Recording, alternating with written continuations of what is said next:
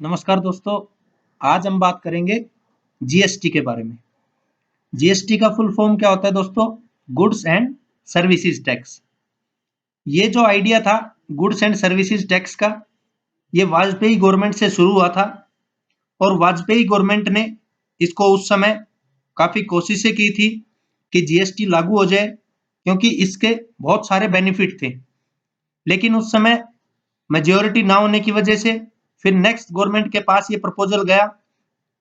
2006 में union finance minister ने इसका एक प्रपोजल रखा और जीएसटी जो है उसको इंट्रोड्यूस फिर से किया गया 1 अप्रैल 2010 को। लेकिन उस समय भी due to lack of majority फिर से प्रॉब्लम आई। उसके बाद एक लॉन्ग पीरियड के बाद जीएसटी को लॉन्च किया गया मोदी गवर्नमेंट में 2017 में। जो जीएसटी है ये गुड्स और सर्विसेज पे जो टैक्स है उसके बारे में ये कंप्लीटली इंफॉर्मेशन है, क्योंकि ये एक एडवांस रूप है। हमारे पास सेल टैक्स का, एक्साइज ड्यूटी का, कस्टम ड्यूटी का, ये एक एडवांस रूप है। इट मींस उन सबको कंबाइन करके एक बना दिया जीएसटी। जो जीएसटी है उसका काउंसिल स्ट्रक्चर किस तरह का है? इसके जो चेयरपर्सन है वो यूनियन फाइनेंस मिनिस्टर होते हैं। जो मेंबर है वो यूनियन मिनिस्टर ऑफ स्टेट के in charge of revenue, minister of finance.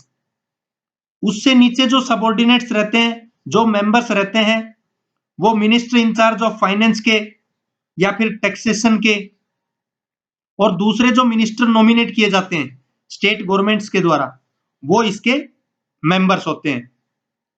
अब इसके कंप्लीटली बात करते हैं कि किस तरह से जीएसटी जो है वो लोगों के लिए बहुत फायदेमंद है, क्या इसके बेनिफिट्स हैं।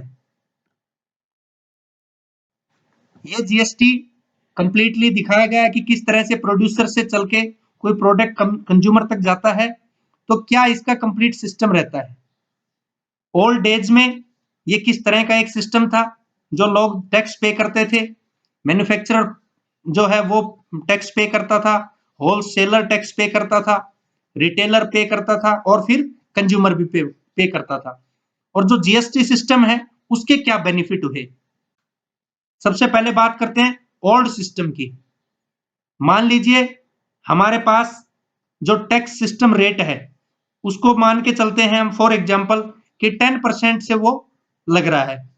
तो 10% के हिसाब से कोई प्रोडक्ट है, जैसे कोई मैन्युफैक्चरर है, वो 100 रुपए का रॉ मटेरियल लेके आ रहा है और जो दूसरे 100 रुपए हैं वो उसका प्रोडक्शन हुआ, वो उसका प्रॉफिट हुआ।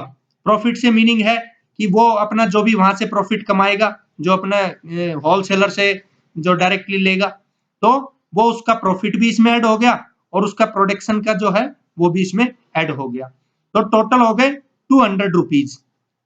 अब क्योंकि मैंने एग्जांपल दिया था शुरू में कि 10% के रेट से हम लोग इसको कंसीडर कर रहे हैं, तो 200 का 10% तो वो हो गया 20 रुपीज। तो इसका मतलब क्या है, होलसेलर को वो प्रोडक्ट कितने में देगा? 220 रुपए में। ओल्ड सिस्टम की बात कर रहा हूं मैं। होलसेलर उसको कितने में देगा? 220 रुपए में उसने खरीदा, 20 रुपए वो उसने अपना प्रॉफिट ऐड कर लिया, तो फिर टोटल हो गए 240 रुपए। अब जो 240 रुपए है, अब 240 रुपए में वो अपना फिर से वो 10% टैक्स के हिसाब से पे करेगा, तो टोटल कितना हो गया? 264। तो 264 किससे ले रहा है? वो रिटेलर से ले रहा है।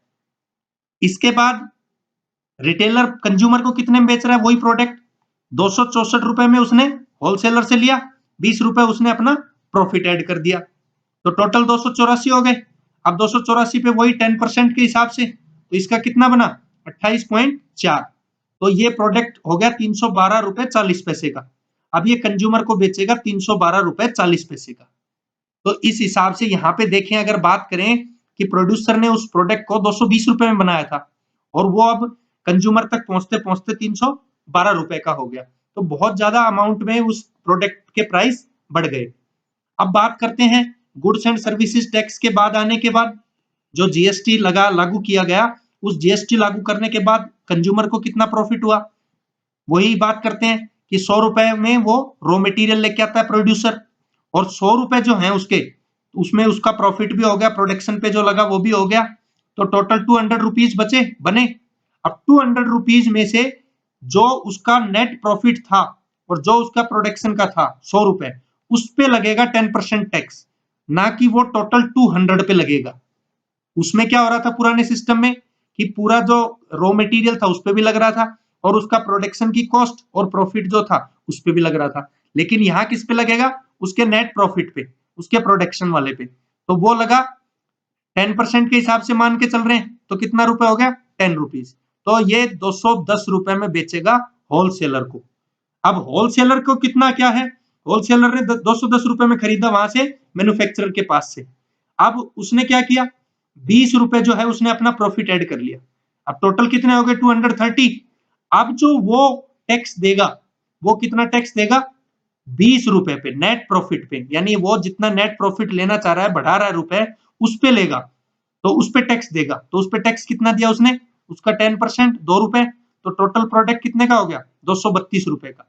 तो इससे मीनिंग रिटेलर वहां पे सेम कंडीशन में 264 रुपए में खरीद रहा था, और यहाँ पे रिटेलर कितने में खरीद रहा है? 232 रुपए में। अब यहाँ पे रिटेलर क्या करेगा? कंज्यूमर तक भेजने में 232 रुपए में उसने खरीदा, और जो 20 रुपए है उसने उसका प्रॉफिट ऐड हो गया, यानी उसने अपना प्रॉफिट ऐड कर लिया।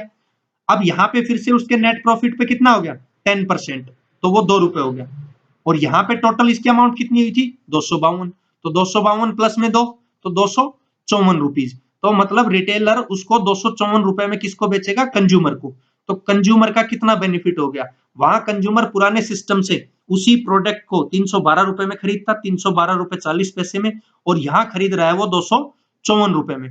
तो ये बेनिफिट्स हुए जीएसटी सिस्टम के। तो जीएसटी सिस्टम इन सभी का, क्योंकि एक जो लाइन लिखी हुई मैंने, कई कंप्लीट कॉम्बिनेशन है जो भी इनडायरेक्ट टैक्सेस है, क्योंकि जीएसटी एक इनडायरेक्ट टैक्स है जो कि सीधा कंज्यूमर जो है वो भी पे नहीं कर रहा, सीधा प्रोड्यूसर है वो भी पे नहीं कर रहा, तो होलसेलर, तो कहने का मतलब एक सीक्वेंस बनी हुई है, तो इसीलिए ये एक इनडायरेक्ट टाइप का टैक्स है। तो इसलिए प्रोड्यूसर जो है वो गवर्नमेंट को देता है, लेकिन किससे लेता है? वो कंज्यूमर से लेता है वो टैक्स।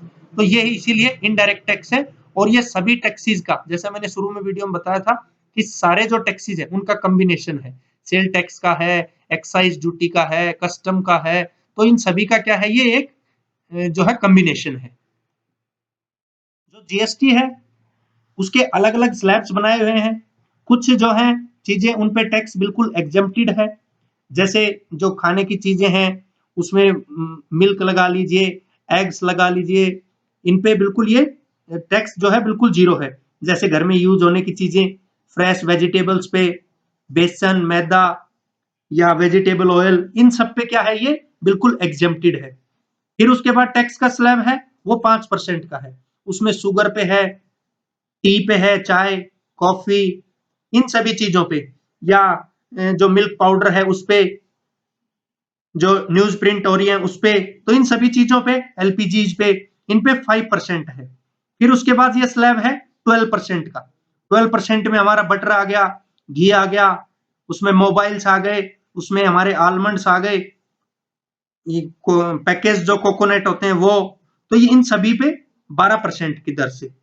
और जो 18% में है उसमें है hair oil, soap, toothpaste, industrial intermediaries, pasta जो भी है इनके, कॉर्नफ्लेक्स के लिए, जैम्स पे, आइसक्रीम पे, इन पे सब पे 18%।